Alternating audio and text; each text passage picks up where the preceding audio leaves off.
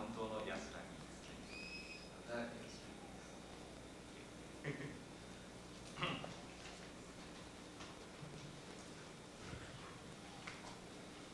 That said so eloquently, I don't know whether to push you a little bit more on this or not, but I'd like to if I might.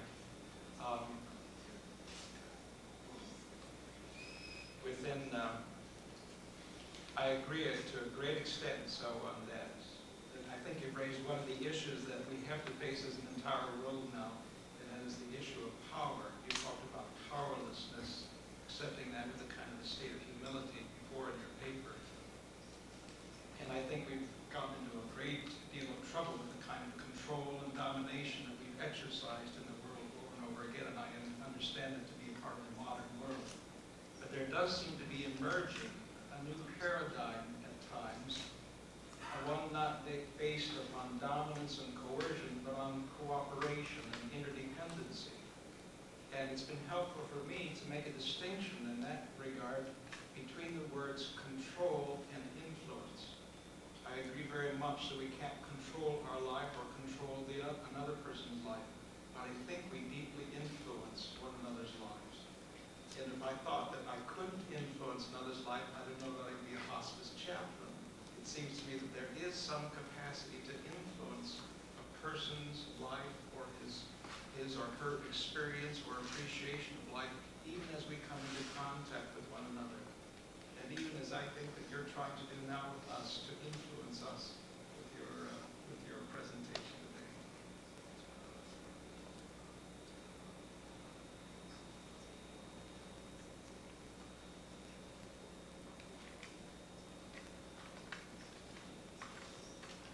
So might you remark on that distinction between influence and control?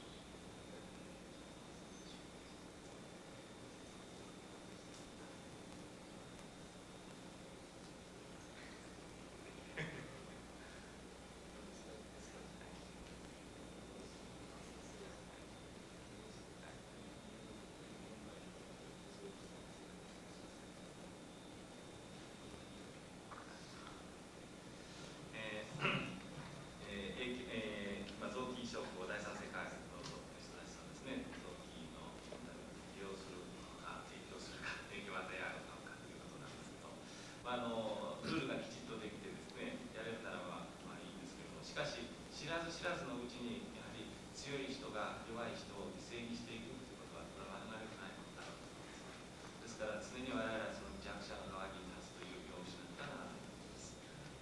The situation that I would immediately think about is the organ transplant situation that was talked about in the presentation of the economically developed countries taking advantage of developing countries, third world countries, and the people who are suffering in poverty being taken advantage of because of the situation.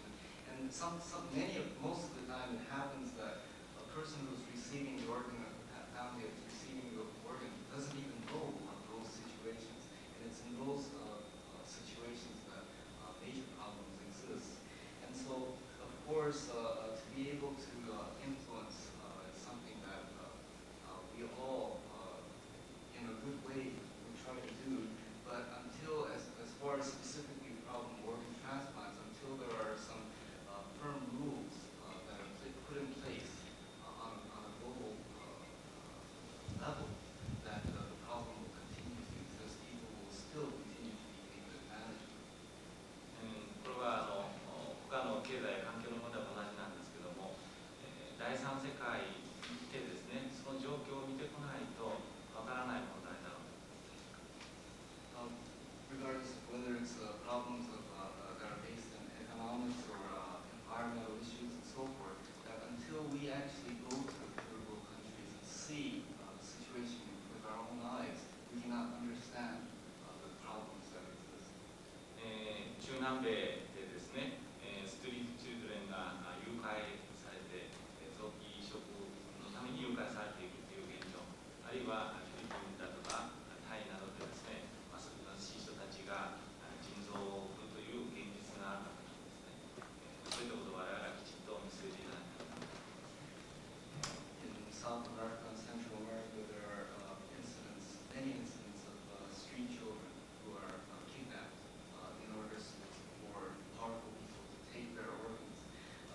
stories, similar stories in Thailand and in the Philippines and so forth.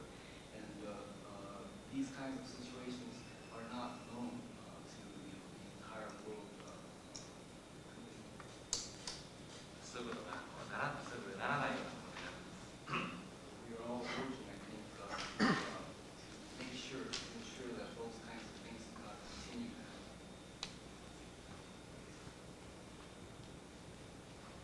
I'd like to shift gears a little bit and maybe talk about the Bihar movement.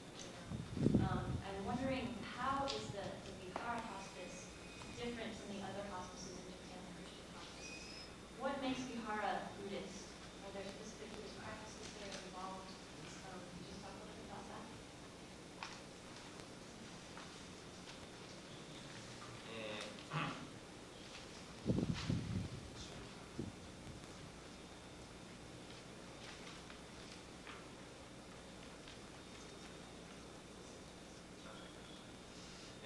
まずビハーラとホスピスの違いですけれども、ホスピスというのはご承知の通りキリスト教の教えによってですね、死を迎える受け入れるためのサポートをする運動なシステムなんですね。で仏教、ビハーラっていうのは仏教の教えに基づいて死を超えていくそういったその運動あるいはそういうサポートをですね、我々がビハーラと名付けているわけです。仏教ホスピスといってもこれはいいわけですね。Regarding the differences between the Vihara and the hospice, I would, in my understanding, the hospice was originally at least based on Judeo-Christian tradition and traditions and their ways of being able to help people who are suffering. And so that the Vihara is a similar movement. It is based inherently in Buddhism, and so that we can say that Vihara is a Buddhist hospice. でそのビハーラ、キリスト教のホスピスと一緒でしょうけれども、ビハーラっていうのはその仏教のそれぞれの教えに基づいて死を超えていくわけですから、仏教の学びそのものだということになります。The Vihara, probably similar to the hospice movement, its existence, although the difference would be that its existence is based in Buddhism, and it is based on it is a method to transcend death through the Dharma, and therefore we would say that it is Buddhist practice, it is Buddhism in practice. Buddhism. アメリカでもこういう動きはありますね。皆さんご存知だと思いますけども、サンフランシスコの全センターのマイドリーホスピス、あるいは、サンフランシスコのカミングホームホスピスではですね、チベット仏教や大乗仏典の涅槃行などをテキストにしてそのような活動をしておりますね。At least on the mainland, there are a couple of hospices that are based in Buddhism. In San Francisco, the Zen hospice, or Zen support hospice called Manchuria Hospice, and then also the Coming Home Hospice that is based in Tibetan Buddhism. 仏教でもですね、その宗派によって方法論が違います。先ほど午前中お話がありましたように、禅の立場でやるのもあれば、浄土真宗の立場でやる立場もあります。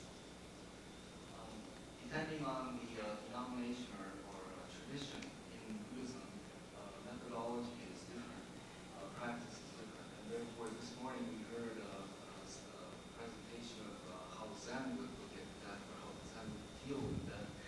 In our Jodo Shinshin tradition, we might look at it and deal with it in a little bit different way, and therefore each tradition would be able to offer services in its own unique way. ですからそういったのもその一緒にしてですね、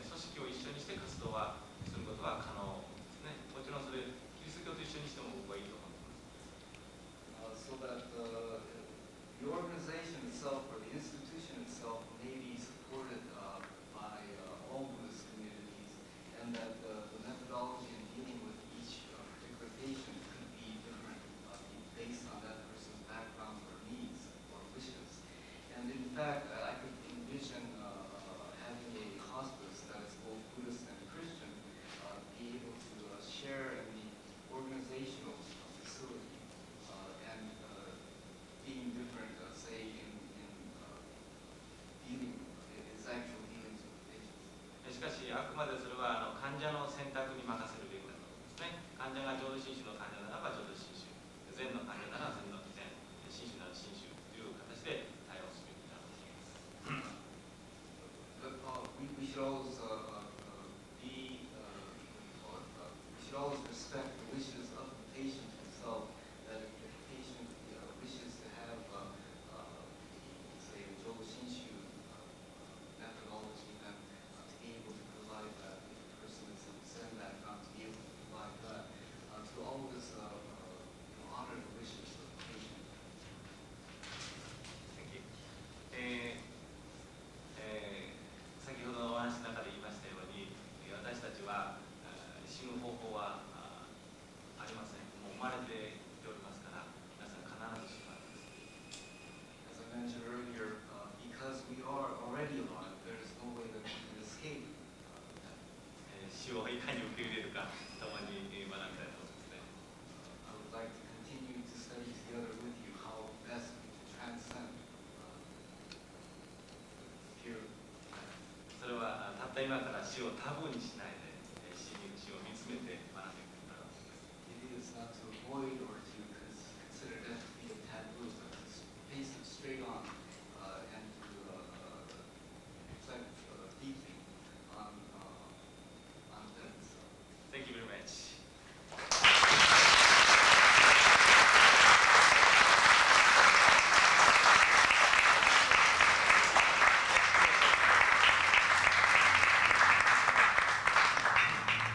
I much regret that we have no time for individual questions because I'm sure a lot of you have. But Professor Shashiro and Reverend Ito will be here at the close of the program, and I'm sure they would be more than happy to answer any questions. And at this time, I'd like to take a minute to ask Rose Nakamura to stand and be recognized. She's the director of Project Dhamma, which is already a Buddhist approximation of the Buddhist Vihara movement that seems to be always initiating in Gashi Honganji and Nishi Honganji, and you might want to ask her questions about that movement here. Anyway, that was, yes. Excuse me, I'm sorry, I do not mean to crowd your time, but there are several things I feel that I need to clarify about this or I will not feel comfortable when I'm leaving. Well, you may perfectly well clarify them at the end of the presentation, but right now we have another speaker, and so I'll ask you to be patient. We're living until we die. And if you do not be in the next 5 minutes or hours, there will be time for you to clarify. And maybe your mind will settle a little bit while you listen. Our next speaker is the Venerable Jinmo Lee, whose topic is dealing with death in the Buddhist tradition. He's an old friend of many of us. He lived for many years at this temple. He's been one of the primary organizers and charter members of the Hawaii Association for International Buddhists. He is now studying for his doctorate at UC Berkeley. And just to look at the Venerable Jinmo Lee, you see that Buddhism, which many people describe as suffering, is pure joy.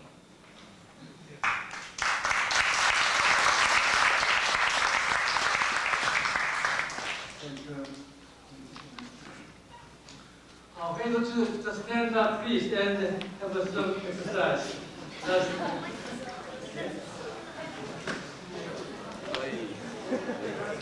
Just follow me, you know. Raise your hand and breathe in deep, and breathe out.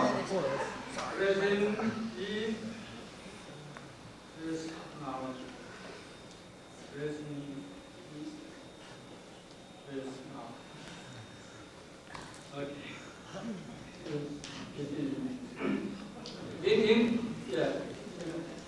In Korean, the sayings, one who breathes in and could not breathe out is dead. And one who breathes out and could breathe in is dead. They say life is in a breath. Just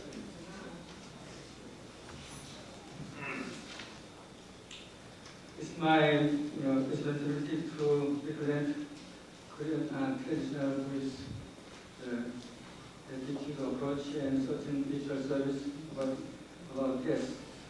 But as you know, time is very limited, so I just took many things and give an outline. As you know, this has been constant throughout history and universal around the world. Everyone and all societies have had to cope with the inevitability of death. However, dealings with and attitude toward death and dying have been as variable as civilization and cultures in which they develop. People's understanding or beliefs regarding death has shaped not only attitude toward death and dying, but attitude toward life as well. Important in shaping attitude toward living and dying are mainly socio-economic and religious cultural tradition. I will attempt to draw out an outline on dealing with death in the Korean Buddhist tradition from its ritual services based on text. 성문의금, the handbook of Buddhist life, as I gave a brief performance this morning, which includes rites of funeral, memorial offerings, and hymns or songs are included. Buddhism in other religions, as Buddhism in other religions, Buddhism in Korea also has developed in its own social-cultural environment and historical process through which it has been changed depending on situations. It is known that the so-called three religions, Confucianism, Buddhism, and Taoism, has prevailed in East Asian countries. However, unlike China, Taoism has not been institutionalized in Korea, although its spirit has been recognized among people related with folk art or shamanism, which is an indigenous belief and was before Confucianism and Buddhism were introduced into Korea from China. However, Confucianism has functioned more as an ethics and statecraft rather than religion. However, Confucianism has functioned more in daily life. Therefore, Buddhism has played the major role in religious cultural tradition in Korea. When Buddhism came to Korea from China in the later half of the 4th century, it was welcomed at court and provides politically unifying forces for each kingdom, Goguryeo, Baekje, and 신라. I just give a background to understand easily in the Korean situation. Eventually, Buddhism became the state religion in the Three Kingdoms. When 신라 unified the Three Kingdoms in 680 Common Era, Buddhism reached this approach of doctrinal studies. It flourished under the patronage of the state with tax exemption, and in the Korean dynasty, enjoyed the most privilege in every field of the society. In Korea, meditation practice, we call it Sun, Zen in Japanese, Chan in actually in Chinese, Dhyana in Sanskrit, prevailed as well as doctrinal studies, so-called Gyo. However, when the Joseon dynasty, which was based on the sort of neo-Confucianism, began to change the socio-economic structure and shift to political power to Confucians, Buddhists had to face the hostility of the aggressive Confucians and suffered oppression from the Confucian government that had always been afraid of Buddhist institutions, which were the only one that could challenge them. In Joseon, Sun was dominant, but Gyo was maintained and pure practice was popularized. It seems that during the Joseon period, Buddhism could be sustained under the oppression of Confucianism, which lacks religious thought and ritual services dealing with the death and beyond which Buddhism has. Buddhist tradition has been mainly preserved by monks in mountains and the mass of lay believers in the society, particularly by women, who were also marginalized by the Confucian social system. However, ordinary Korean people have maintained an inclusive way of living and dying in social culture, depending on their situation, such as dealing with family lives by Confucian ethics and death and afterlife through Buddhism.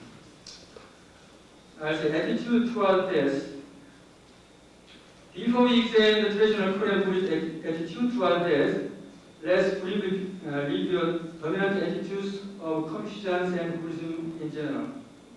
For the background, it is known that Confucians have tended to refuse to mention death and afterlife. For instance, when Zhou, one of the eminent disciple of Confucius, asked death, Confucius said, if we do not yet know about life, how can we know about death? However, they thought that death is a natural development in a continuum with the life based on the thought that man is an integral part of the universe. Having practiced ancestor worship, they believed in continued existence of souls, although physical substance returns to nature. Death does not separate the departed from the living, but changes the relationship to different levels. The attitude of the living toward departed members of the family or communities are of the continuous remembrance and affection. They thought that the person has two soul elements as being integrated with qi, material forces or energy for life. The hun, in Korean, hun or shen, the shin is associated with the spirituality, right and yang, the qualitative principle, which might reside in a spirit tablet to receive the commemoration of descendants, but which eventually liberty to heaven. The po, in Chinese, the bag in Korean, or kue, the kui is associated with body, darkness, and yin, negative principle, which has a death and with the decomposition of the body, the liberty to the earth, deciding the grave. This integration of qi along with that of soul becomes death in Christian understanding. Christians accept death as a natural process and believe in the afterlife of soul, who is heaven and grace on earth or in the world under the earth. The Korean Buddhist, not the Korean Buddhist, but basic Buddhist attitude toward death is like Buddha taught and Buddhists have seen that everything is constantly changing. As you know, whatever is born must sooner or later die. There is no fixed self, and nirvana transcends birth and death.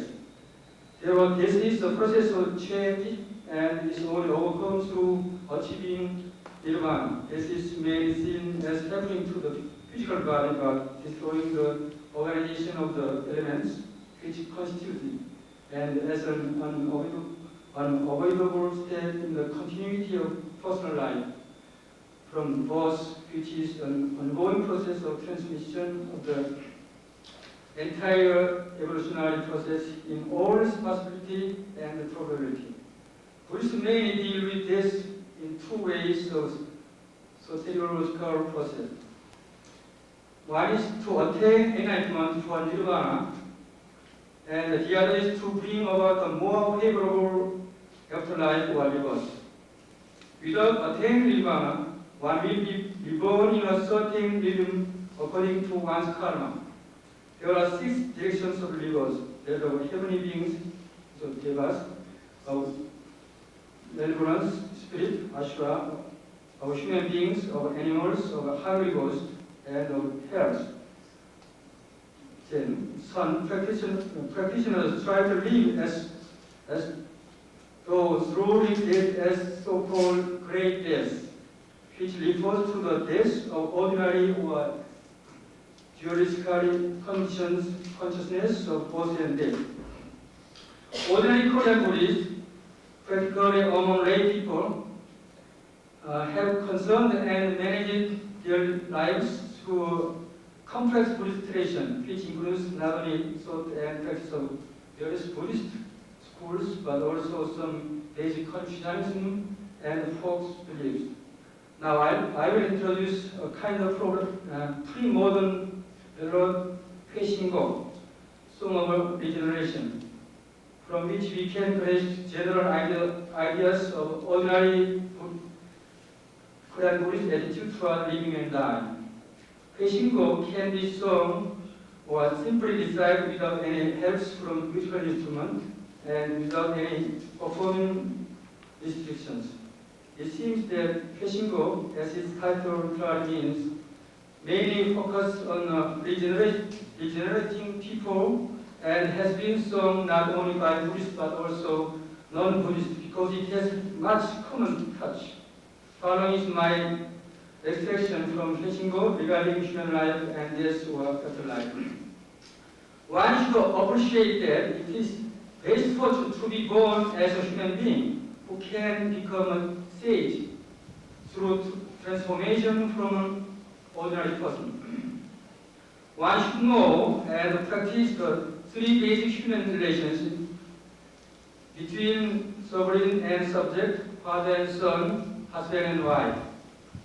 The five virtues: benevolence, righteousness, politeness, wisdom, faith, and the 8 items of learning and practice: perception of nature, deep understanding, sincere thought, correct mind, self-cultivation, family management, state administrations, and pacifying the world. One should apprehend the social situation, degraded public morality, conflict derived from greed and hatred. One should be aware of the fact that everyone is getting old, everything is impermanent, death is inevitable. One should think that illusional life is like a dream. One should know cause of natural disasters and poverty, death and karmic punishment in the hells. One should remember loyalty and filial piety for this life and pure and practice for future life. One should be aware of the effect of accumulated merits and bad karma. One should know that the great Buddha of infinite life is clear in oneself. One could experience that when one practices Pure Land and meet Amita Buddha oneself, then one would be in the Pure Land in that moment without moving a step from one's own place. They sit at the lotus seat, drink the Chao's tea. Chao is the most famous Zen master in China, and he always offer tea to his disciples and visitors, and sing a song of peace and joy. Homage to Amita Buddha and Avalokiteshvara Bodhisattva. These are my selected passages. Homage to, from the above mentioned plot, we can point out some characteristics which were generated by many Buddhism and Confucianism, such as an emphasis on the principle of causes and effect, the karma of merit and demerit through reward and punishment, impermanence and acceptance of aging and dying as an inevitable nature, and religious recommendation of Pure Land practice to assure your future life or afterlife. Then let's see, facing death. When one's death is close, one is located at the center of one's home, and the members of one's family are called to one's deathbed. In the Buddhist tradition, pray the dying person to sing holy thoughts so that one may be assured of better state in the next life. Some Buddhist priests are invited to preach Dharma or pray for the good reverse. At the time of dying, if a priest could not be present, then family members, relatives, and friends, or whoever may be at the deathbed, recite the sutra or Buddha's name. Thus, Nami Amitabha, Homage to Amitabha. For instance, some old people prepare their clothes, coffins, and graves much earlier than their dying time. And I wrote about funeral rites and memorial service. So I mean, just people life and facing life and just afterlife, how we dealing the death, take care of the body and after that we will give a memorial service.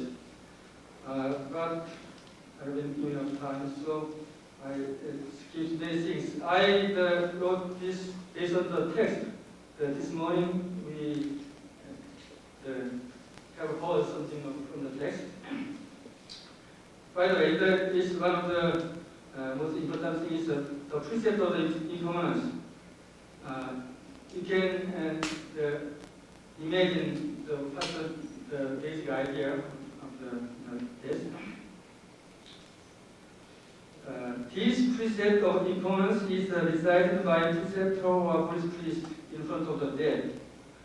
The content of the precept is used to comfort the dead through preaching on the reality of the human body and the related dharma.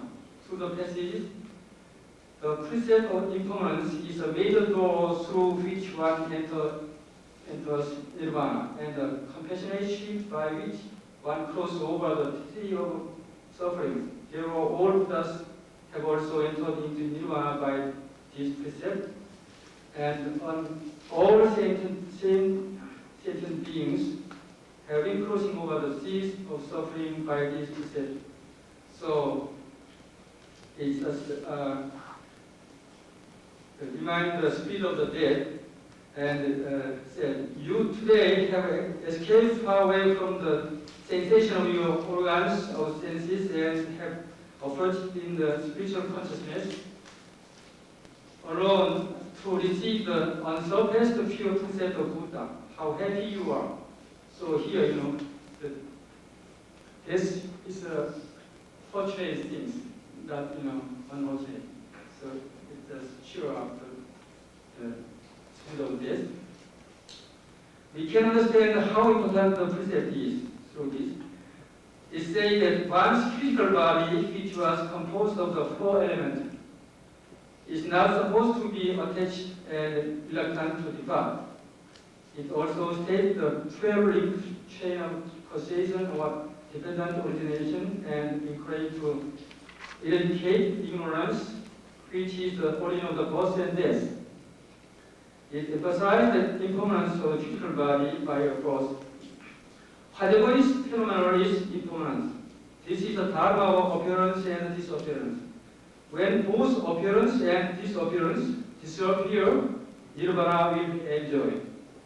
It seems that the precept gives a way not only to overcome one's physical death, but also offers one a spiritual death, by which one can experience enlightenment or salvation. And I'll just read this all just title. You already have a daily translation of mine. First, haircut. Here, haircut symbolizes the cutting of one's own ignorance, which causes desire, hate, pride, doubt, wrong views of real self, going to extremes, perversion, stubbornness, and so on. So each process gave a very wonderful, very beautiful verses, so kathas or poems, it's offered to the dead. But I have no time to read all. The next death. Then death here is intended to purify the mind of the dead.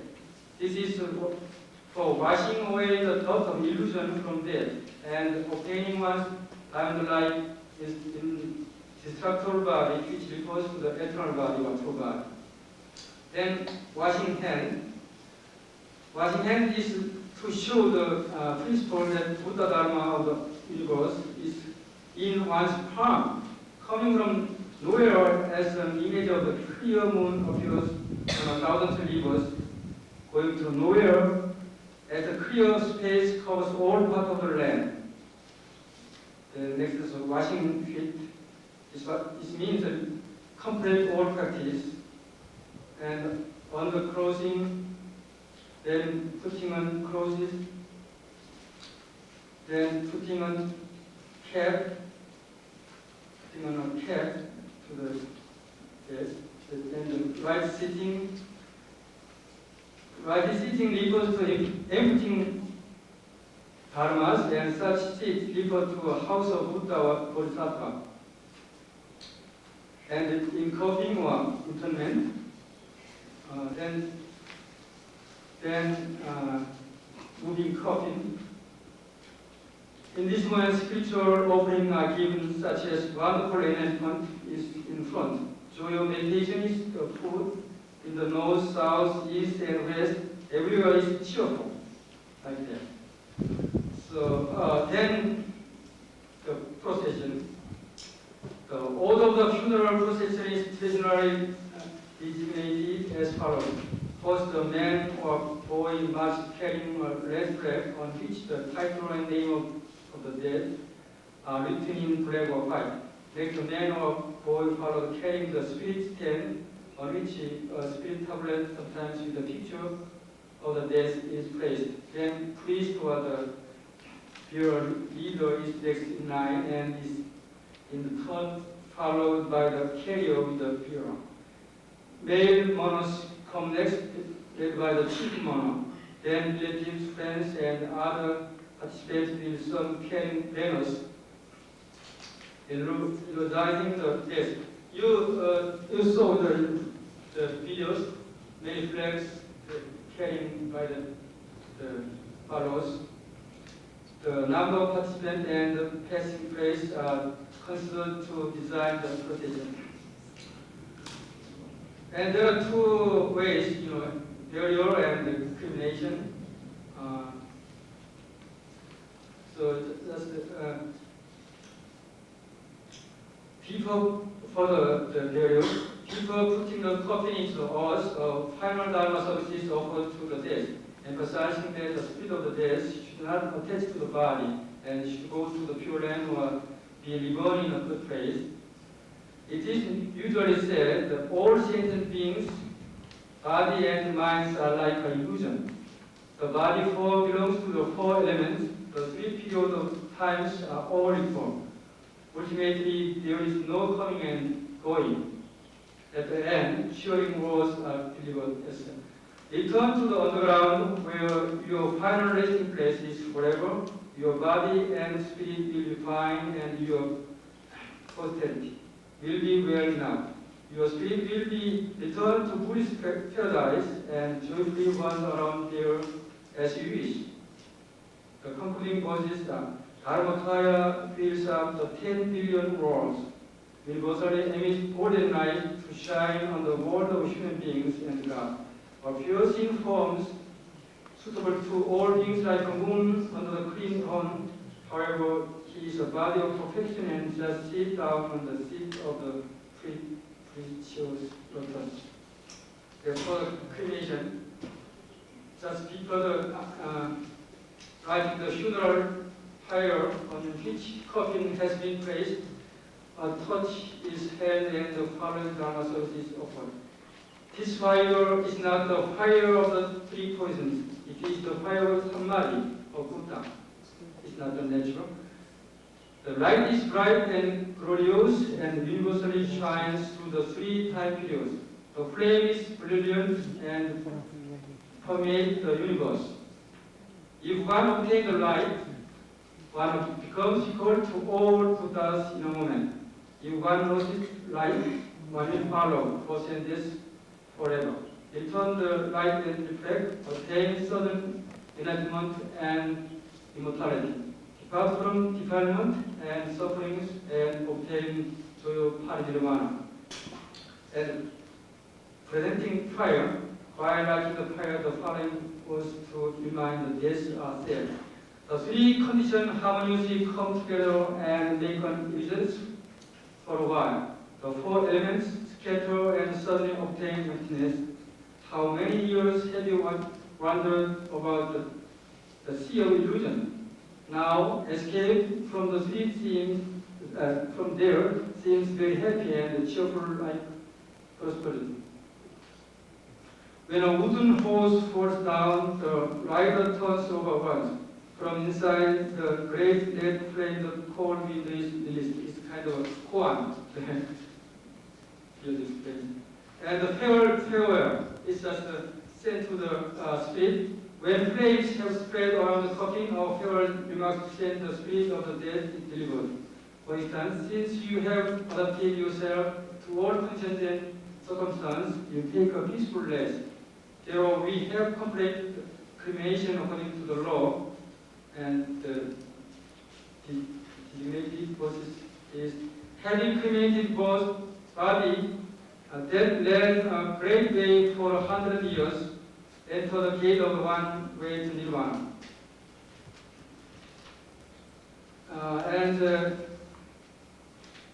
For the memorial service, there are various vocations of the memorial services and offering to spirit, such as the 49 days after death, on annual days of death, and the seasonal days of the New Year, spring.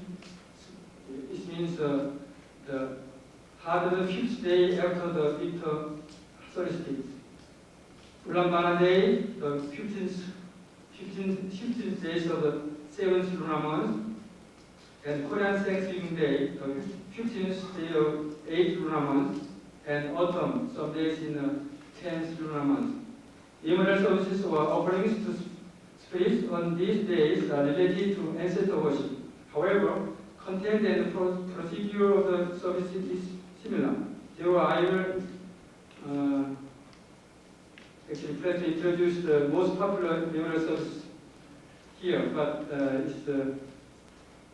I couldn't give in detail. Memorial service is normally consists of the three parts: inviting spirit, blessing spirit, and offerings. So I skip all things and just read something as the conclusion. So one short. Actually, this memorial service already take about hour or 2 hours, 3 hours, or the whole night, or depends on the situation, and also funerals. So,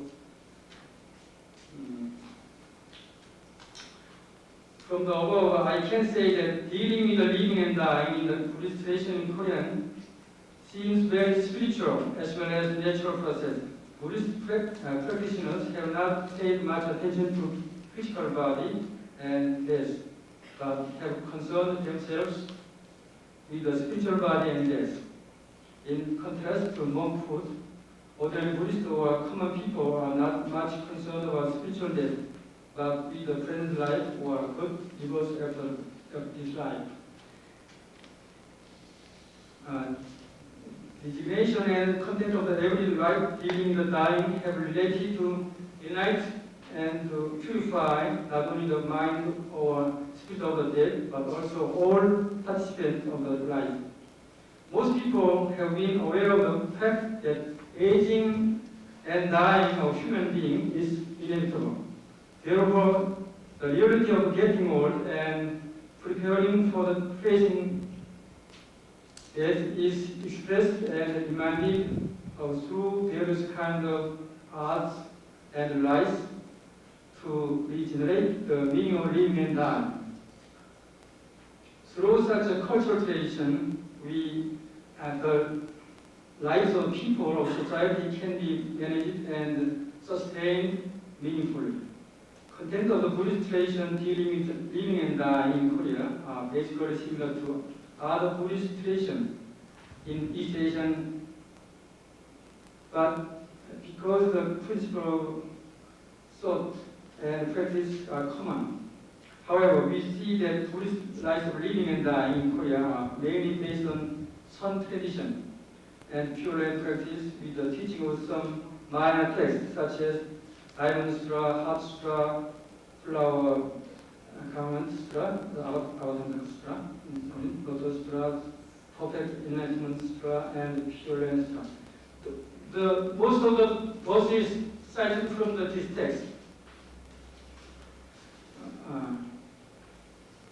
Although phenomenal world has been changing, human beings' fundamental concern of living and dying are changeless. Therefore, we can say that expression of the art and life dealing with dying and death might be different depending on the cultural tradition and the time. But basic concern about and attitude towards dying and death are universal throughout the world and throughout time. Thank you for listening.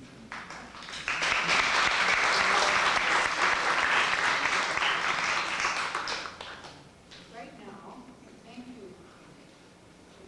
That was a very interesting. We have two respondents who will briefly respond to this paper.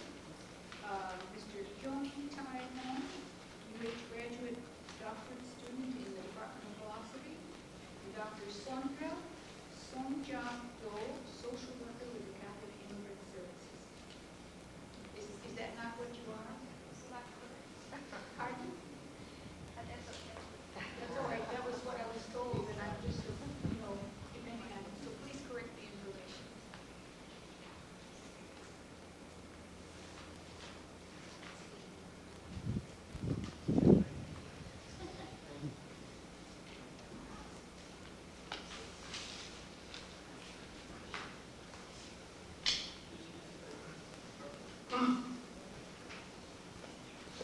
Just let me make one excuse. I didn't get the Gino's manuscript, therefore I didn't have any idea of his presentation before I attended this meeting. And I found out that his presentation is quite different from the role that I am supposed to take. Therefore, I have this question is direction, and I was going to present some short remark about Buddhism and the relationship between Buddhism and Confucianism. And I think that my short presentation will be a kind of complementary work to the Gino's presentation. But actually it is quite long, therefore I just want to finish my short presentation in 5 minutes. I'm just my main understanding of the Buddhism and the Confucianism for young people's mind is that I've developed 4 arguments. First, that there are 3 common features between the Confucianism and Buddhism regarding the meaning of the living and dying. And these 3 features have actually provided the ground of nourishing the meaning of living and dying in Korean mind throughout the history. That's the second argument. And the third argument is that Confucianism has some problem in the theory in explaining the death. Therefore, naturally, this problem leads to the actual problem in the realm of the living. And therefore, my 4th argument is that, therefore, Buddhist theory or Buddhist idea of understanding living and dying should take a more active role in contemporary Korea's mind. And I'd like to just read some part of my presentation. Yeah. On the other hand, traditional Confucian thinking does not have any interest in investigating the time of future, that is death and the afterworld. They have only shown their interest in the structure of this present world. In this sense, there can be big difference between Confucianism and Buddhism. However, an intriguing point found out in Confucian tradition is that Confucian believers do not have any idea of the time of creation or eschatological time. Rather, they actually have the notion of time as continuity. My present time is constituted by the accumulation of the past time of my parents and ancestors, and my future time will be continued by my sons, daughters, and descendants. As I already explained in the first commonality, Confucian emphasis on the human relationship, especially familiar blood relationship, is the very basic ground that establishes the Confucian notion of time as continuity. And I'd like to say why Confucian thinking had poses problems in contemporary Korean's mind. I'd like to explain the problems. According to Buddha, any self-achievement which does not concern for others is the very source of suffering and karma. Caring for others in this world is a necessary condition for the better life in the next world after death. Here, Buddhistic concept of other people does not necessarily pay attention to people nearby or people at hand. Confucianism also gives emphasis to benevolent caring for others' well-being, but it has a bit different understanding about the meaning of self-achievement in this life. As I see in the second commonality, in Confucian mind, the meaning of my death, that is my future life, can be permeated through my familiar blood relationship. Therefore, the meaning of my present achievement can be projected into the afterworld only through people standing nearby me.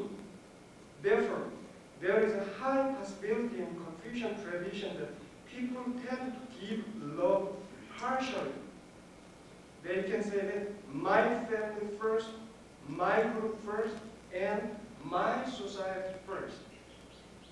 Psychologically speaking, for Confucian tradition, because of its lack of idea about the world of afterlife, it has to highlight the significance of this life and the effort at getting self-achievement in this life must provide the success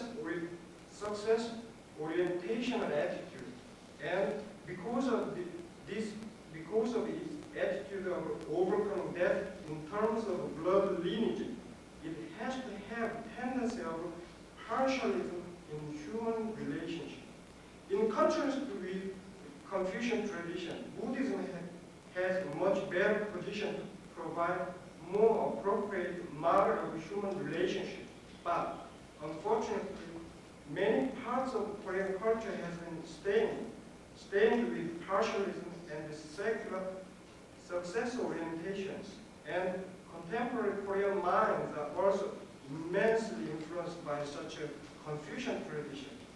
What I want to say here is that conventional Buddhist society has failed to provide to Korean mind the model of appropriate human relationship which can overcome the distinctive weak point in Confucian understanding of human relationship that can lead people to familiar or regional partialism. Therefore, my last conclusion is that by overviewing three common features embedded in Buddhism and Confucianism, here I propose that Korean Buddhism should pay attention to developing more appropriate model of human relationship and providing more sound way of living which can overcome people's relentless pursuit of success. It was my conclusion. And please accept my short presentation as the response to Chino. Thank you.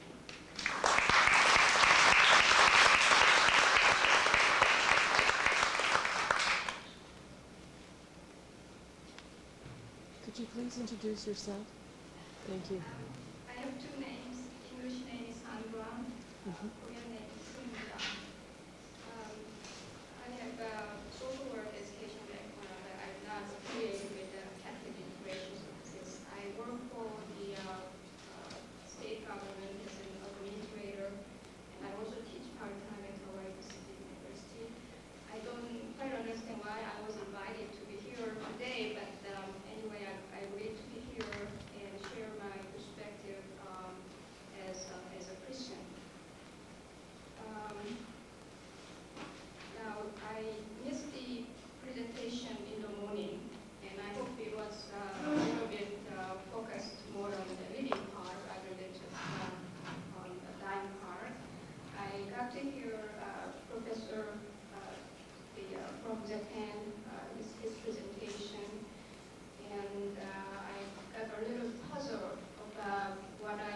thought Buddhism was about in terms of answering the ultimate questions regarding life and death. And I do hope that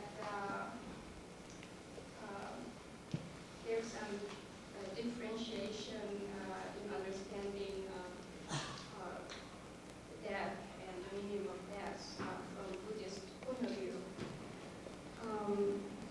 I'm very lucky to have found this paragraph on this handout here. I'm going to read this to you because I think this is what I thought that Buddhist teaching is about life and death.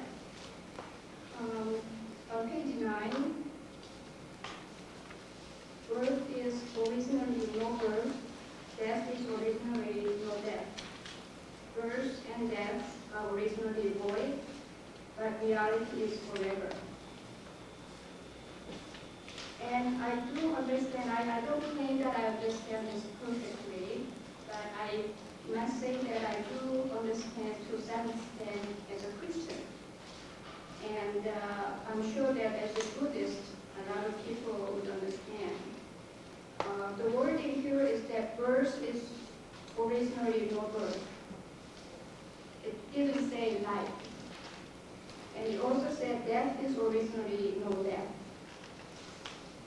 It seems to me, as a Christian, that we have to find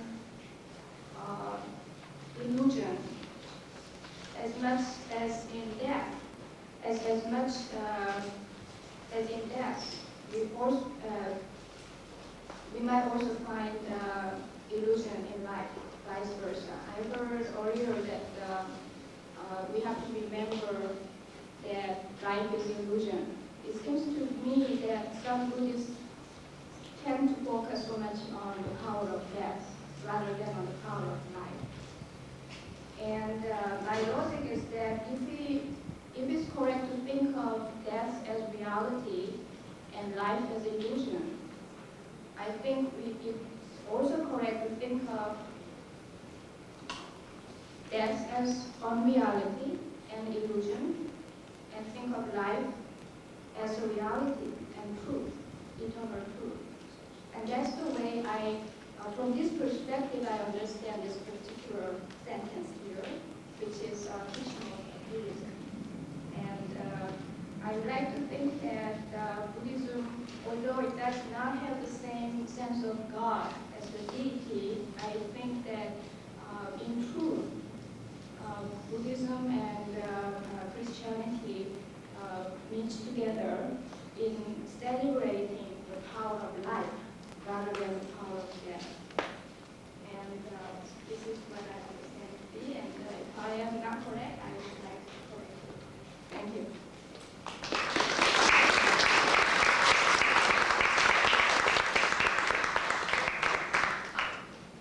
Thank you very much. Well, we've come to the end of a very interesting and diverse day. And I would like to thank all of those who gave such wonderful talks and who responded in very interesting and diverse ways. I have been asked to remind you that next Saturday, same time, same channel, please come to the Tanhua Temple on Iguana Avenue, when the Chinese athletes for death and dying will be the subject, and the Chinese Buddhist Society will be the host. Please, it's really urgent. If your mind isn't clarified before you rush to ask Professor Tashira some questions, make out the evaluation sheet. It is so essential because it's the basis of these evaluations that will make it possible for another program seminar of this type to be funded in the future. And we want to thank you all for coming. And I want to take one personal note. I was so impressed by what Professor Tashiro was talking about. Unlike the young man there, my mind would need to be clarified.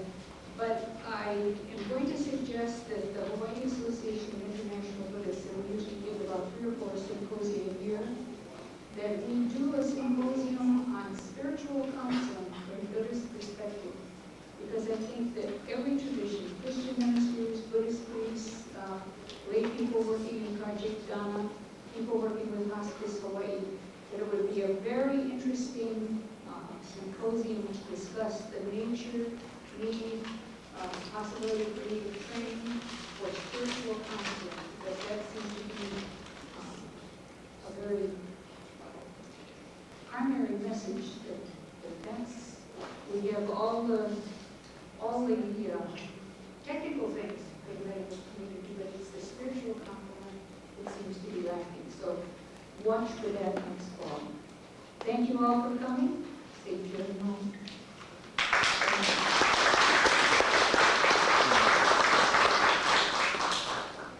And Professor Tashiro will be happy to answer your questions. Just go up and take a picture.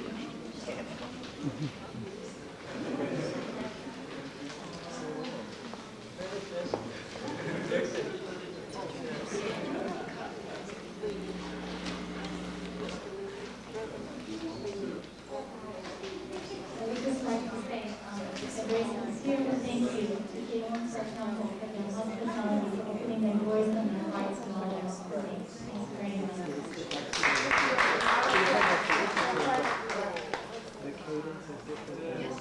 I'm sorry to inconvenience you, but maybe we'll offer the better conditions in the future. So just I'd like to mention you feel free every time it comes out tempo, as your tempo, we open for everybody. So thanks for coming and just goodbye and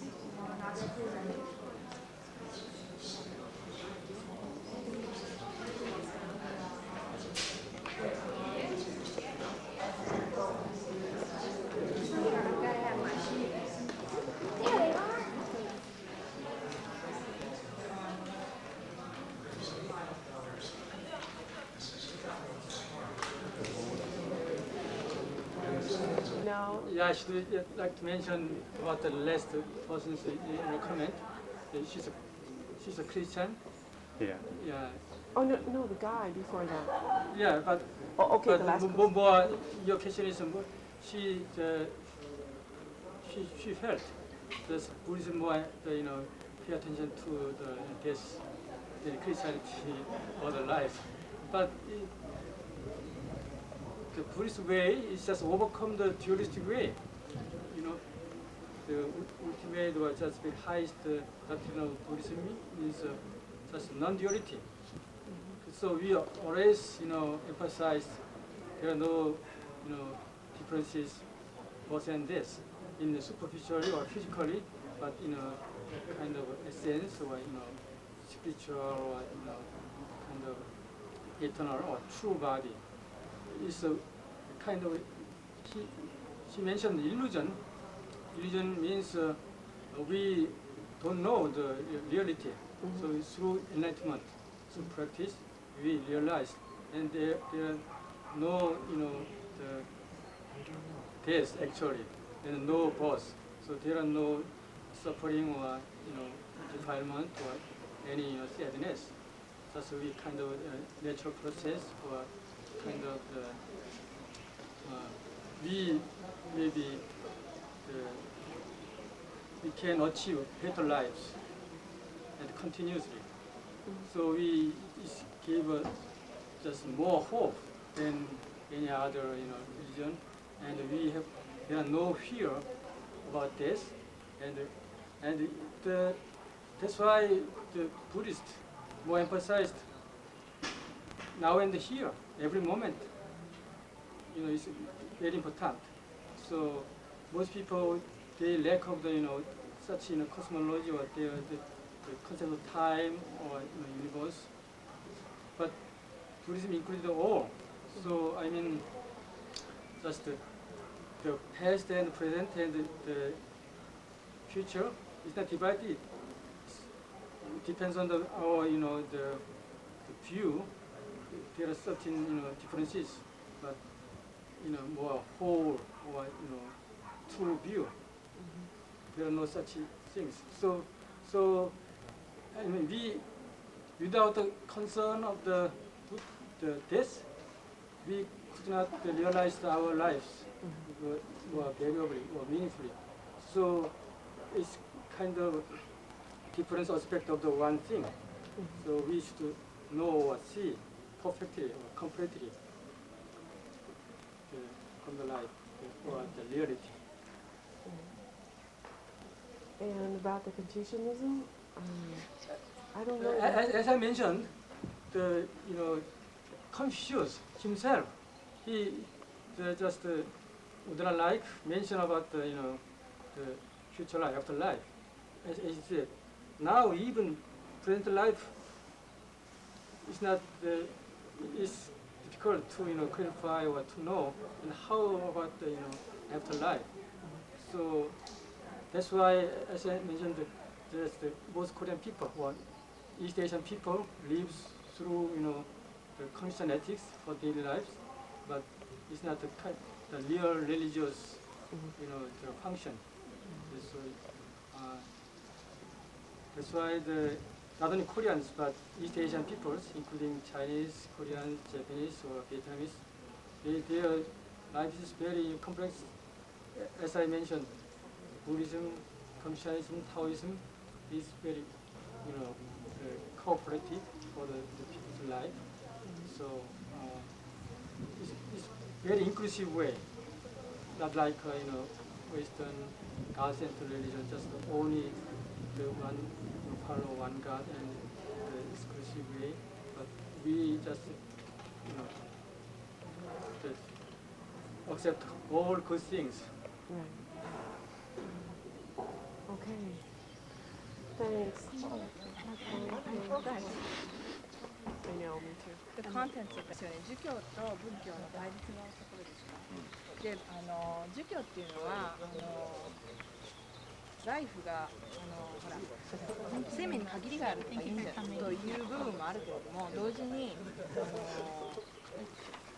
生命がずっと続くみたいなイモラタリティ、死がないっていうふうに主張してるんですね。そうすると仏教との対立というか死にはコンフューシャスはあまり貢献してないって彼は言ったんですよね。それプラス儒教っていうのはその死とか生とかに対してすごく自分たちの近い人に関しては関心があるけども、遠ければ遠くなればあまり関係がないと。だからパティキュラリズムとかパーシャルリズムとか言って一部分部分的なことしか解釈はなされてないので、スピーカーが言ってたのは仏教がね、これは働きを社会に対して働きかけてないからだっていうのが論文だ。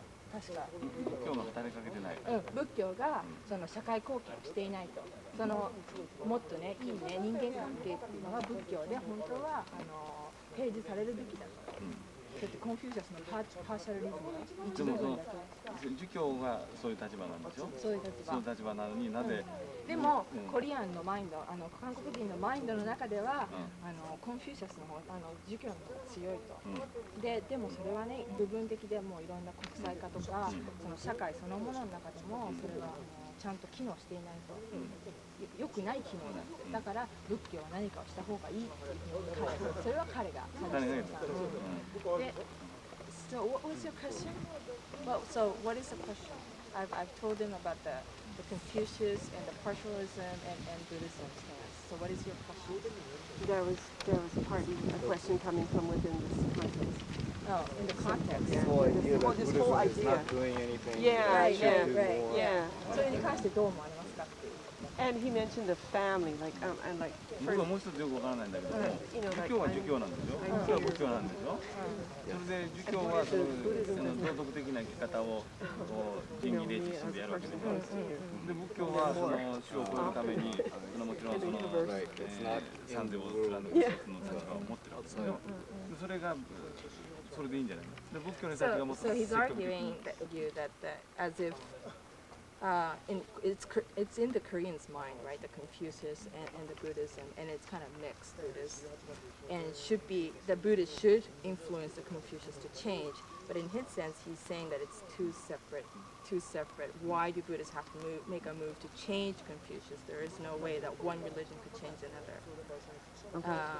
So in a way, it's very often that the change. Okay, the change. Was that your question, or was that his answer? His answer. Yeah, saying because you questioned that, what's the whole controversy all about that the speaker is saying.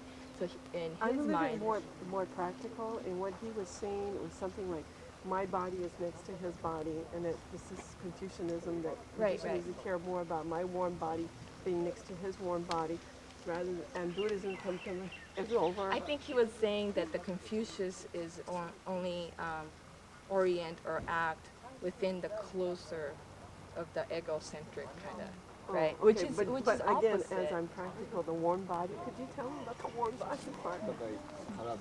体的ではないんだけど、一応ここに人間がいて、ここに人間がいて、仏教の場合はなんか離れて社会的な問題に使わないっていうか、仏教の場合は。He was saying Confucius is more family, care more about the family. 儒教の場合は家族を大体するし、上下社会の上下そういうようなことを非常に大切にする。仏教は社会に関わらない。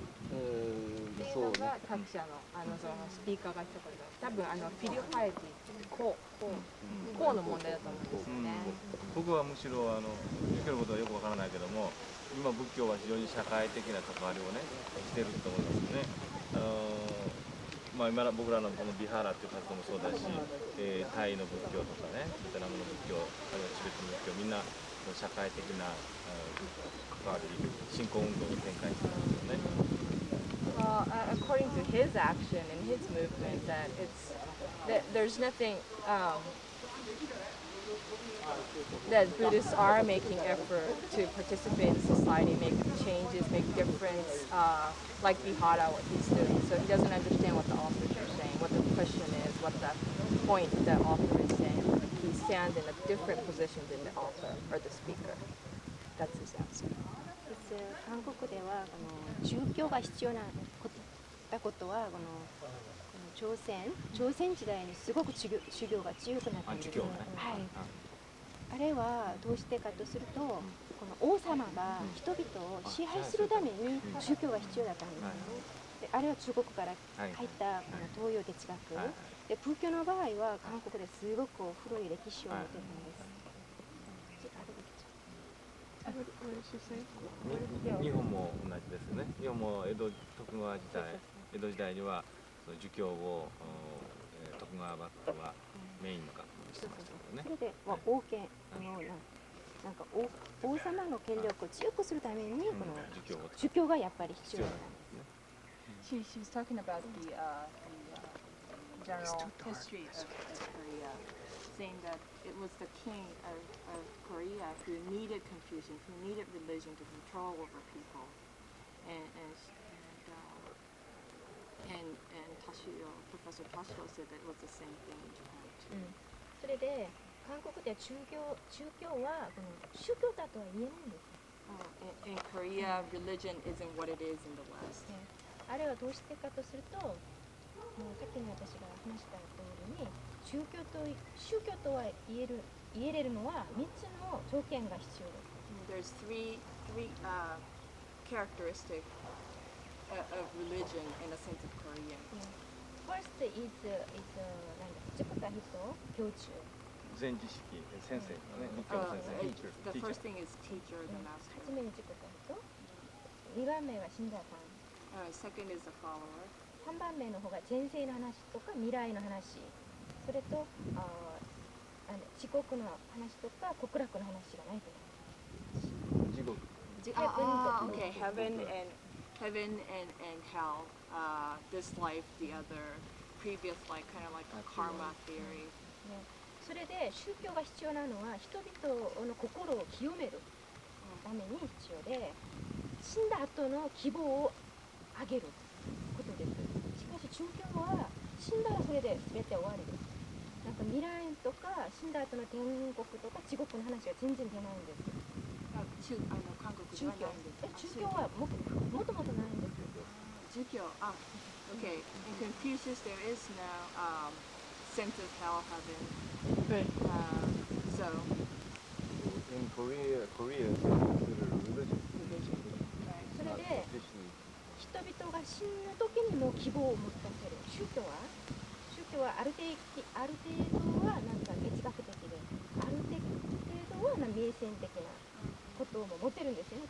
どんな宗教もそうだと思います。カトリックもキリスト教でもなんか地獄の話とか天国の話